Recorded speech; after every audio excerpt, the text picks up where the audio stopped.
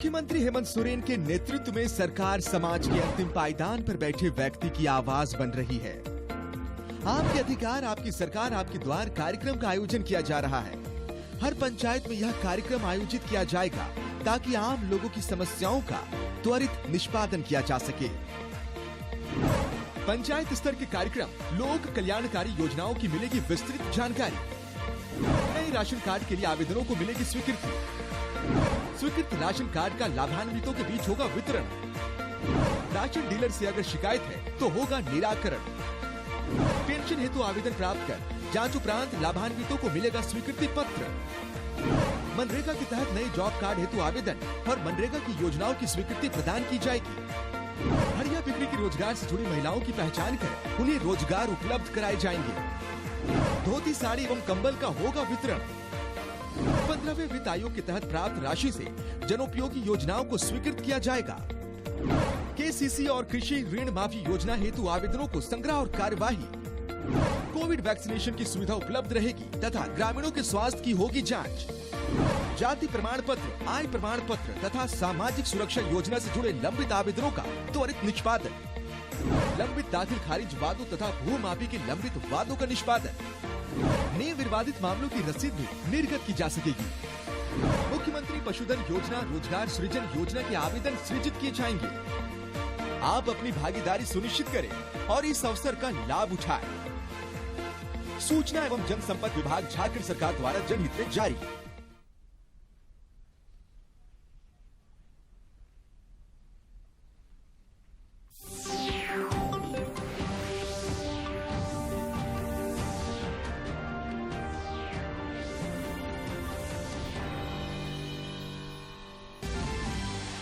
प्रधानमंत्री नरेंद्र मोदी ने महानियंत्रक और लेखा परीक्षक कार्यालय में पहले लेखा परीक्षा दिवस को किया संबोधित।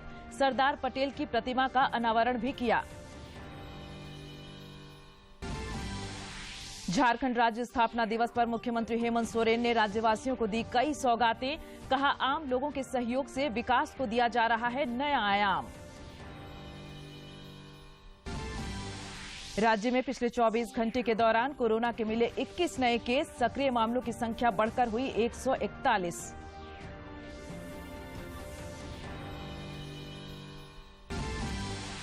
और दक्षिण अफ्रीका में होने वाले जूनियर महिला हॉकी विश्व कप के लिए भारतीय टीम की घोषणा। झारखंड की सलीमा टेटे, संगीता कुमारी और ब्यूटी डुंगडुंग भी शामिल।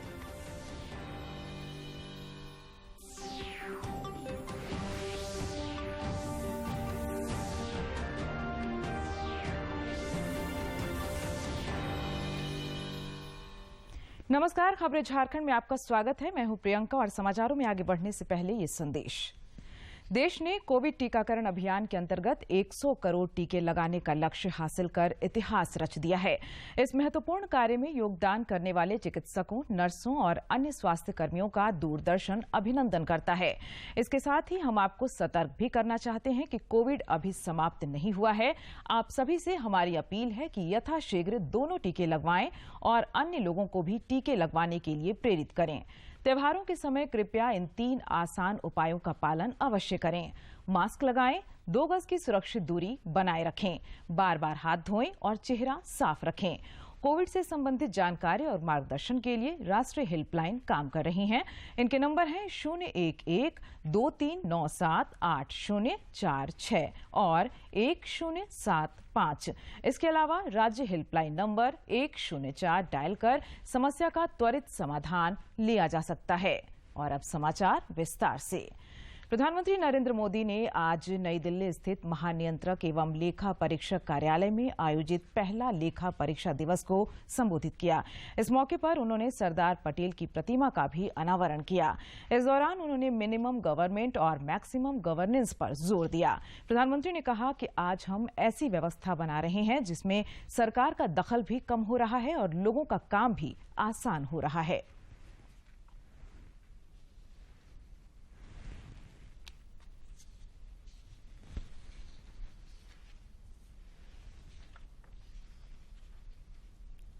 कि बाबू लोग ऐसे हैं, ऐसा ही देते हैं। बाबुओं को लगता था सीएजी वाले ऐसे ही हैं कि हर चीज में उनको नुस्ख ही नजर आता है। हर एक की अपनी अपनी बात थी, लेकिन आज इस मानसिकता को बदला गया है। आज ऑडिट को वैल्यू एडिशन का अहम हिस्सा माना जा रहा है। सरकार के कामकाज का आकलन करते समय सीएजी के पास आउटसाइडर व्यू पॉइंट का एडवांटेज होता है।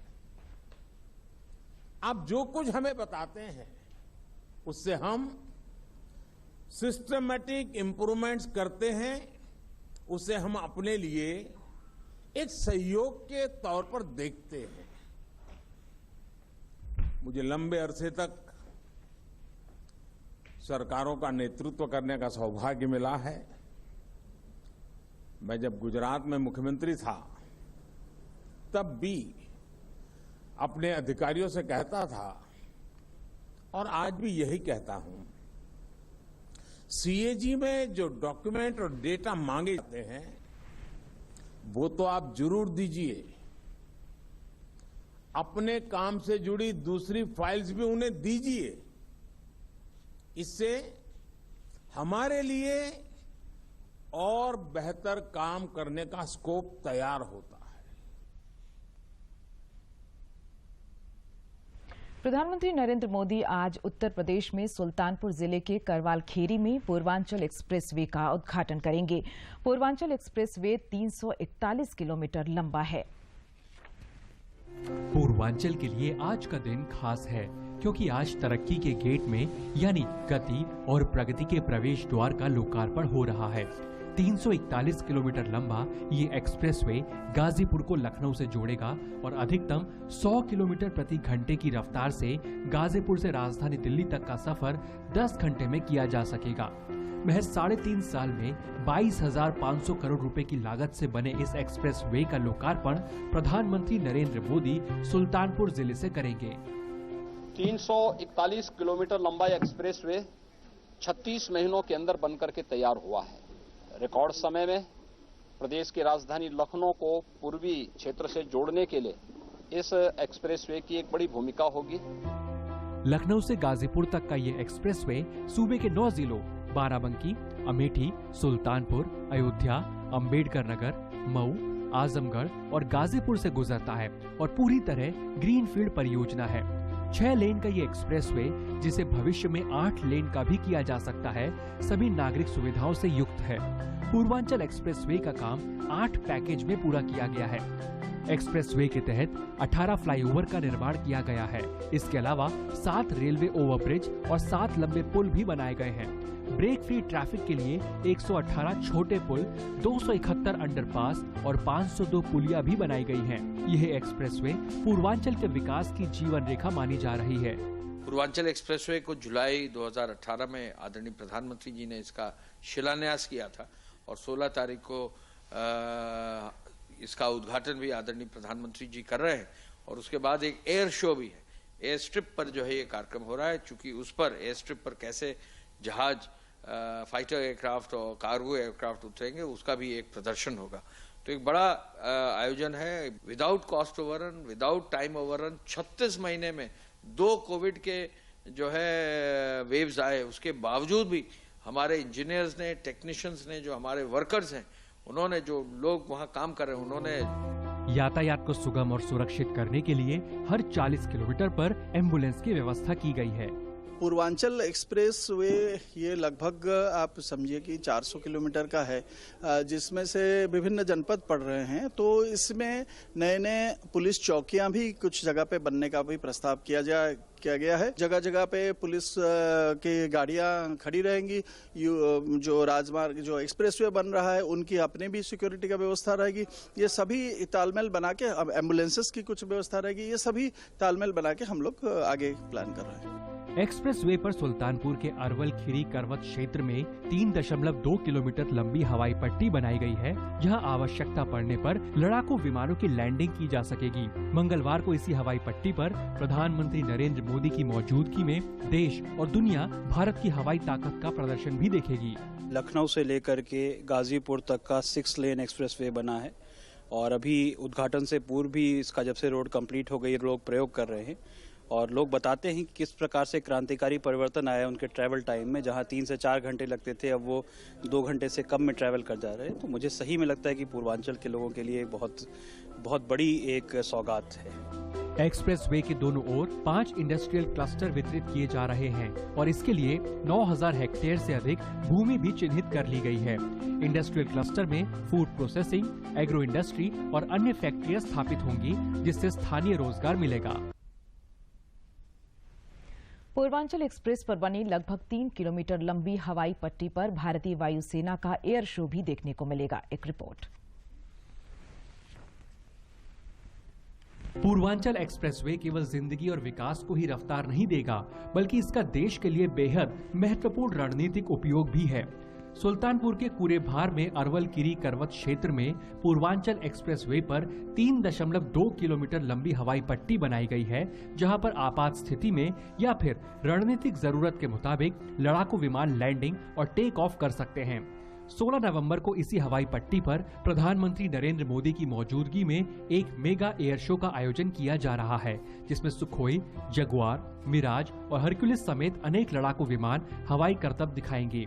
पूर्वांचल एक्सप्रेसवे पर एयर शो के लिए एयर स्ट्रिप पर रडार और नेविगेशन सिस्टम भी स्थापित किया जा चुका है।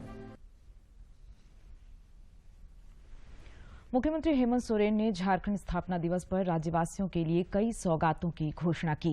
कल शाम रांची स्थित प्रोजेक्ट भवन में आयोजित मुख्य समारोह में मुख्यमंत्री ने उच्च विद्यालयों में नवनियुक्त 680 शिक्षकों को नियुक्ति पत्र सौंपा। उन्होंने सार्वभौमिक पेंशन योजना और सहाय योजना का भी शुभारंभ किया। इस मौके पर श्री सोरेन ने झारखंड के वीर सपूतों को याद करते हुए राज्य के नवनिर्माण का संकल्प लिया। उन्होंने कहा कि सरकार में लोगों को हिस्सेदार बनाकर विकास को नया दिया जा रहा है।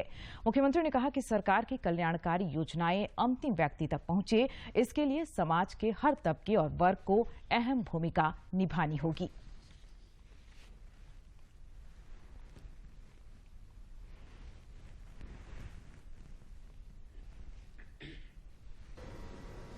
और एक ऐसा वर्ग हमेशा इस क्षेत्र में संघर्ष करता रहा जो सामाजिक रूप से, आर्थिक रूप से, शैक्षणिक रूप से हमेशा से कमजोर रहा।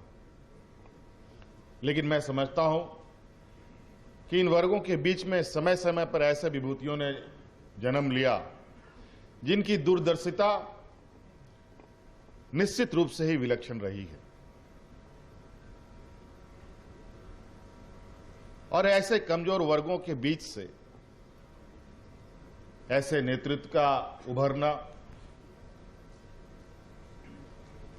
ऐसे संघर्ष को अंजाम तक पहुंचाना आसान नहीं था।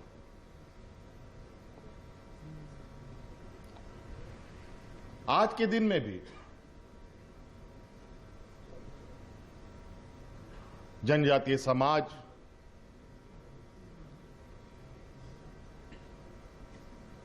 कहीं ना कहीं विकास के पैमाने में कदम से कदम मिला के चल नहीं पाया है। लेकिन वक्त और हालात के साथ इस समुदाय ने भी अपनी संघर्ष जारी रखी है।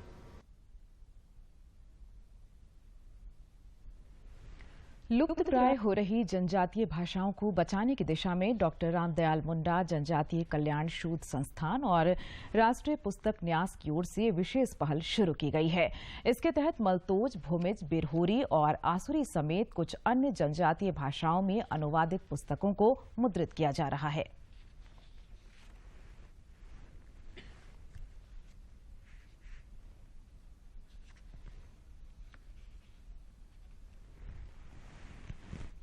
कोरबा भाषाएं और बोलियां विलुप्त होने के कगार पर पहुंच गई हैं। इस संबंध में टीआरआई के निदेशक रणेंद्र कुमार बताते हैं कि बिरहोरी का अस्तित्व सबसे अधिक संकट में है, क्योंकि केवल 2000 लोग ही बिरहोरी बोल पा रहे हैं। तो हम लोगों ने दिखाया कि ये जो हमारी जो संकटग्रस्त भाषा है हिंदुस्तान में, उनमें से यूनेस्को ये मान रहा है कि आसुरी, बिरहोरी और कोरबा जो है एकदम अत्यंत संकट की स्थिति में। तो ये पहला प्रयास है और पहली बार इन भाषाओं में मतलब मुद्रित पुस्तकें आ रही हैं। जनजातीय भाषाओं को सहेजने में नेशनल बुक ट्रस्ट सराहनीय प्रयास कर रहा है। एनबीटी के संपादक पंकज चतुर्वेदी बताते हैं कि जनजातीय भाषाओं से जुड़ी 48 बाल पुस्तकें जारी की गई हैं, जिनमें आसुरी, बिरहोरी, बिरजिया, पहाड़िया भाषाओं पुस्तकें शामिल हैं। जो हमारी बच्चों की किताबें हैं उनको विभिन्न जो झारखंड की आदिवासी बोलियां उनमें अनुवाद करवा रहे हैं। ऐसी अभी हम लोग 48 किताबें ला चुके हैं 10 भाषा में। पुस्तकों को अनुवादित करने में जनजातीय समाज के लोगों का बड़ा योगदान है। गुमला जिले के सुषमा असुर, योगेश्वर असुर और छत्रपाल बिरहोर ने आसुरी भाषा में बच्चों के लिए गद्य और व्याकरण लिखा है। 75 साल हो गए, इसमें किसी ने नहीं पहल किया था, लेकिन इस मौका से हम लोग इस तरह का किताब तैयार किया रानिंदर जी के माध्यम से। ये किताब हमारी समुदाय में जाएगी, हमारे बच्चे जानेंगे, हमारे बच्चे सीखेंगे। तब आखिर ये भाषा जो है धीरे धीरे लुप्त होते जा रही है और ये भाषा अभी फिर उजागर करने के लिए हम लोग को एक ऐसा मौका मिला जो कि यहाँ आकर के हम लोगों ने ये किताब को लिख रहे हैं।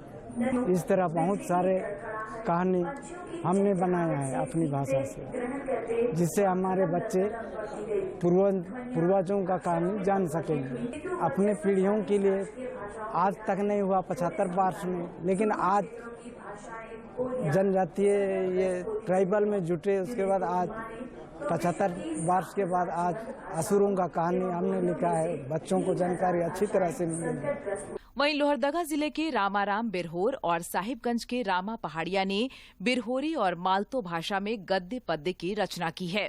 बृहस्पति सरदार ने भूमिज भाषा में गद्य पद्य लिखा है।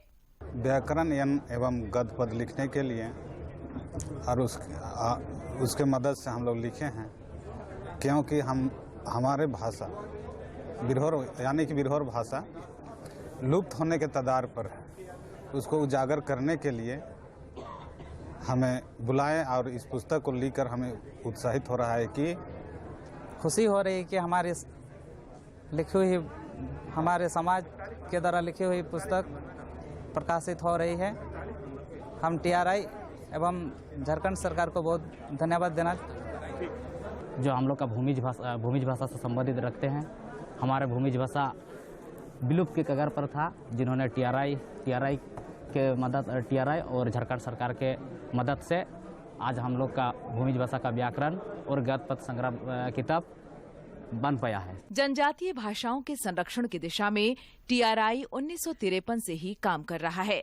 इस दिशा में संस्थान की ओर से अत्यंत कमजोर जनजातीय समुदायों PVGT की भाषाओं के व्याकरण और गद्य तथा पद्य की पुस्तकों को प्रकाशित करने में सफलता भी हासिल कर रहा है।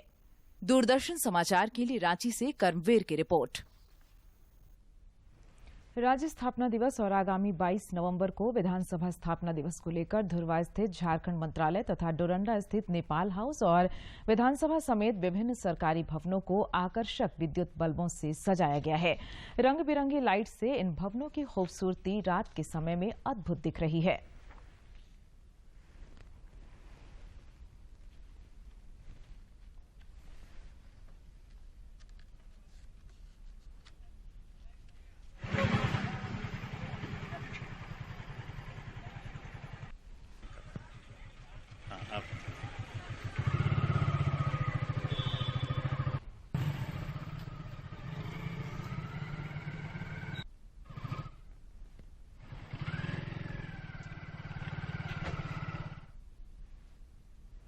जनजातीय गौरव दिवस के अवसर पर कल खूंटी जिले के उलिहातू स्थित बिरसा ओड़ा में विशेष कार्यक्रम का आयोजन किया गया। कार्यक्रम में जनजातीय मामलों के केंद्रीय मंत्री अर्जुन मुंडा और केंद्रीय कला संस्कृति एवं पर्यटन मंत्री जी किशन रेड्डी भी शामिल हुए। उन्होंने भगवान बिरसा मुंडा के वंशजों से मुलाकात की और उनके पांव धोए। इस मौके पर भाजपा के कई अन्य नेता भी मौजूद थे।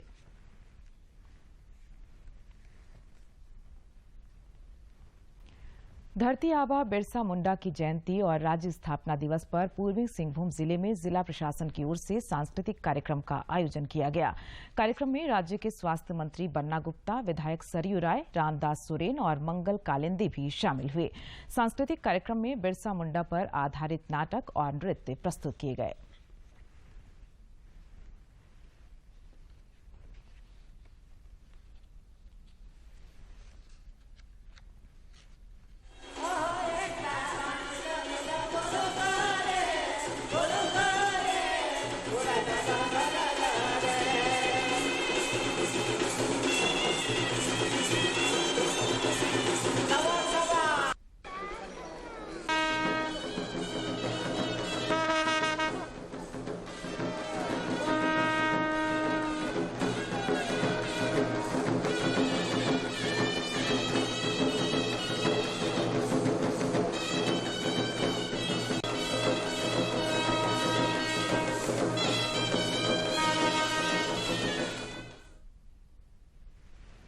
इस मौके पर टाटा स्टील फाउंडेशन की ओर से 5 दिवसीय संवाद कार्यक्रम की शुरुआत की गई। कार्यक्रम में 30 राज्यों के 87 आदिवासी समुदाय के 4000 प्रतिनिधि शामिल हो रहे हैं। इस दौरान आदिवासी कला संस्कृति की झलक देखने को मिली। हमारे जितने भी प्रतिष्ठित गेस्ट ऑनलाइन है उन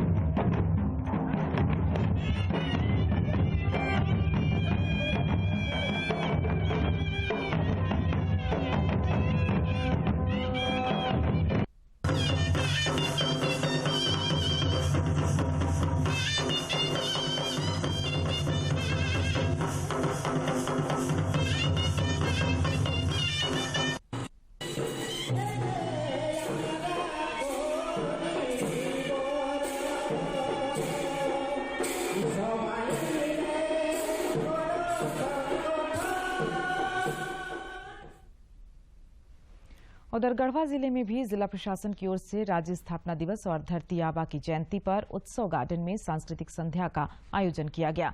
कार्यक्रम का उद्घाटन राज्य के पेयजल एवं स्वच्छता मंत्री मिथिलेश ठाकुर ने किया। इस मौके पर जिले के प्रशासनिक अधिकारी भी मौजूद थे।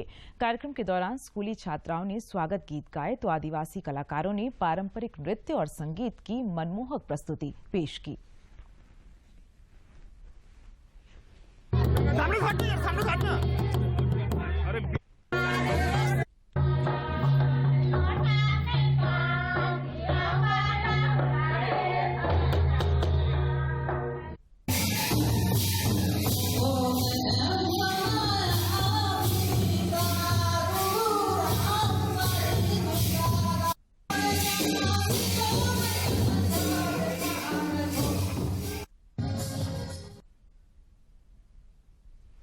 उधर बोकारो जिले में भी सांस्कृतिक संध्या का आयोजन किया गया। इस दौरान लोगों को आदिवासी कला संस्कृति की झलक देखने को मिली।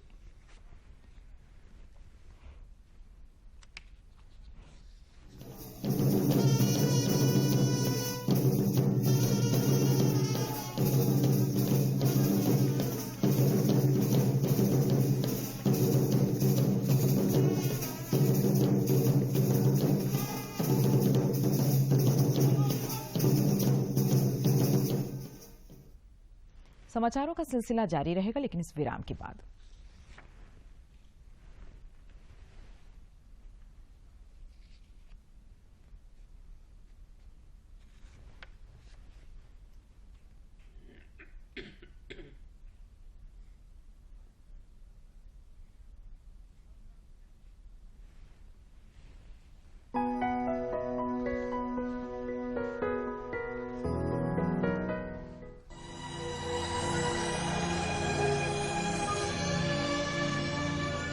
अरे कहाँ जा रहे हो तुम लोग? अस्पताल। अरे तो फिर इसकी क्या जरूरत है? ममता वाहन क्यों नहीं बुलाते? ममता वाहन? हाँ, अरे सूचित करने की देर है। प्रसव पीड़ा से पीड़ित माता के लिए वाहन तुरंत दौड़ा आएगा और इसे तुरंत प्राथमिक स्वास्थ्य केंद्र पहुंचाएगा और अगर जरूरत पड़ी तो बड़े अस्पताल भी ले जाएगा और प्रसव के बाद सुरक्षित वापस घर पहुंचाएगा और वो भी बिल्कुल निशुल्क। ऐसा? हाँ। ममता वाहन से सदा तत्पर, बढ़कर लें खोज खबर।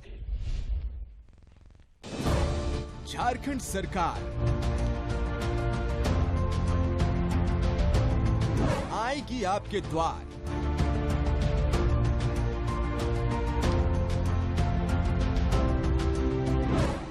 नवंबर से 29 दिसंबर तक हर पंचायत में लगेगा शिविर। समस्याओं का त्वरित होगा निष्पादन। आप अपनी भागीदारी सुनिश्चित करें और इस अवसर का लाभ उठाएं। सूचना एवं जनसंपर्क विभाग झारखंड सरकार द्वारा जनहित में जारी। अरे वाह मालती बहन, नजर गुजर के लिए टीका तो लगा दिया और बाकी के लिए? बाकी तेरे बच्चे के लिए खसरा, काली खांसी, टीबी, दमघोटू, हेपेटाइटिस बी, पोलियो और टेटनस जैसी 7 जानलेवा बीमारियों से बचाने वाला टीका। मकीरी टीका लगेगा कहाँ दीदी? अरे अपने प्राथमिक स्वास्थ्य केंद्र एवं आंगनबाड़ी केंद्रों में यह सुविधा उपलब्ध है। तो अभी ये चले? हाँ हाँ, क्यों नहीं। समय से टीका, काम है अच्छा। आंगन में खेले हंसता बच्चा।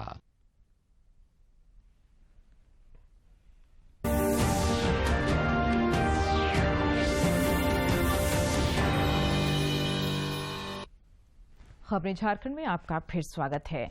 भगवान बिरसा मुंडा की स्मृति में भारतीय जनजातीय सहकारी विपणन विकास महासंघ आज से नई दिल्ली में आदि महोत्सव का आयोजन कर रहा है। बिरसा मुंडा के वंशज सुखराम मुंडा इसका उद्घाटन करेंगे। जनजातीय कार्य मंत्रालय द्वारा दिल्ली हाट में आयोजित इस मेले में भाग लेने के लिए केंद्रीय मंत्री अर्जुन मुंडा के निमंत्रण पर सुखराम मुंडा अपने दोनों पुत्रों के साथ दिल्ली पहुंच चुके हैं। एयरपोर्ट पर उनका भव्य स्वागत किया गया। केंद्रीय वित्त मंत्री निर्मला सीतारमण ने कहा है कि केंद्र सरकार इस महीने राज्यों को एक अग्रिम किस्त सहित कर हस्तांतरण के रूप में 95,082 करोड़ रुपए जारी करेगी। दिल्ली में कल राज्यों के मुख्यमंत्रियों और वित्त मंत्रियों के साथ विचार विमर्श के बाद वित्त मंत्री ने इसकी जानकारी दी। कहा कि दूसरी लहर के बाद देश की जीडीपी को 2 अंकों की वृद्धि में ले जाने की जरूरत है, जिसके लिए राज्यों से विचार मांगे गए थे। वित्त मंत्री निर्मला सीतारमण ने कहा कि कुछ राज्यों ने बेहतर विवाद समाधान तंत्र और बेहतर कनेक्टिविटी जैसे कई बेहतर विचारों की आवश्यकता पर जोर दिया है। उन्होंने कहा कि लगभग ब्याज मुक्त दिया गया पूंजीगत व्यय धन पर राज्यों द्वारा अच्छी प्रतिक्रिया मिली है।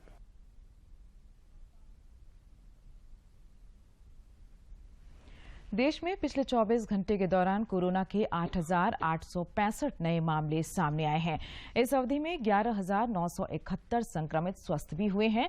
इसके साथ ही देश में अब सक्रिय मामलों की संख्या 1,30,793 रह गई है। इधर झारखंड में पिछले 24 घंटे के दौरान कोविड के 21 नए संक्रमित मिले हैं। इस दौरान 14 संक्रमित स्वस्थ भी हुए हैं। इसके साथ ही राज्य में सक्रिय मरीजों की संख्या बढ़कर 141 हो गई है। देश में कोविड के खिलाफ जारी जंग में टीकाकरण अभियान तेज गति से चल रहा है। केंद्रीय स्वास्थ्य मंत्रालय के अनुसार देश में अब तक 1 अरब 13 करोड़ लोगों को कोविड रोधी टीके लगाए गए हैं। पिछले 24 घंटे के दौरान 59 लाख से ज्यादा पात्र लोगों को टीके लगाए गए हैं। दक्षिण अफ्रीका में होने वाले जूनियर हॉकी महिला विश्व कप के लिए 18 सदस्यीय भारतीय टीम की घोषणा कर दी गई है। इस टीम में झारखंड से सलीमा टेटे, संगीता कुमारी और ब्यूटी डुंगडुंग को भी शामिल किया गया है।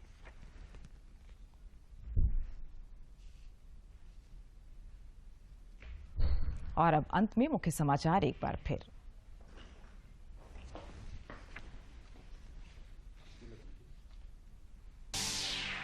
प्रधानमंत्री नरेंद्र मोदी ने महानियंत्रक और लेखा परीक्षक कार्यालय में पहले लेखा परीक्षा दिवस को किया संबोधित। सरदार पटेल की प्रतिमा का अनावरण भी किया। झारखंड राज्य स्थापना दिवस पर मुख्यमंत्री हेमंत सोरेन ने राज्यवासियों को दी कई सौगातें। कहा, आम लोगों के सहयोग से विकास को दिया जा रहा है नया आयाम। राज्य में पिछले 24 घंटे के दौरान कोरोना के मिले 21 नए केस। सक्रिय मामलों की संख्या बढ़कर हुई 141।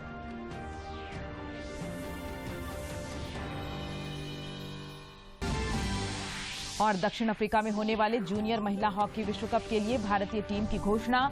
झारखंड की सलीमा टेटे, संगीता कुमारी और ब्यूटी डुंगडुंग भी शामिल।